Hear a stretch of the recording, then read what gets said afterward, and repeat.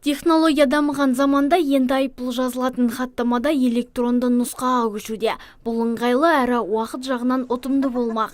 Егер ереже бұзған жүргізушінің жеке сәйкестендіру номері планшетке енгізілсе, жеке дерекқордағы оның барлық ақпараты шыға келеді. Мамандар бұл жұмыстың сапалы атқарылуына септігі мол деп отыр. Жобаның мақсаты әкімшілік құқық бұзушылық іс жүргізуді қағаз жүзінен электронды форматқа ауыстыру.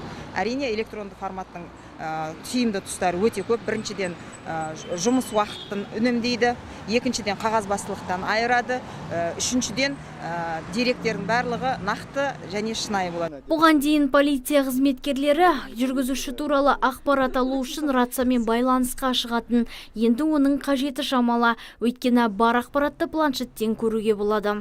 Тоқтатылған автокөліктің жүргізуші автокөлік басқару кезде жол ережесі бойынша 2.1.5 тармағы бойынша қауіпсіздік белдігін тақпаған. Сол үшін біз қазір жаңа түрдегі планшетпен бұл кісіге жүргізуші мырзаға 593 баптың бірінші бөлімі әкімшілік хаттама толтырудамыз. Электрондық хаттама жоғалмайды және жойылмайды, оған түзету енгізуге де болмайды, себебі протоколдағы ақпарат дерекқорда сақталады. Сондай-ақ төленген айыппұл автоматты түрде мұрағаттан өшіріледі. Бұл жобаның бастамасы ғана. Алдағы уақытта сақтандыру қағазы мен техникалық байқау құжаты туралы мәліметте осы планшетке енгізілмек. Бұдан бөлек болашақта айыппұлды алысқа ұзамай-ақ банк картасы арқылы төлеп кетуге де мүмкіндік тумақ. Нұргүл Жолымбет, Аталғат Қырғызалиев, Абзал Тұрабеков, ТВК телеарнасы.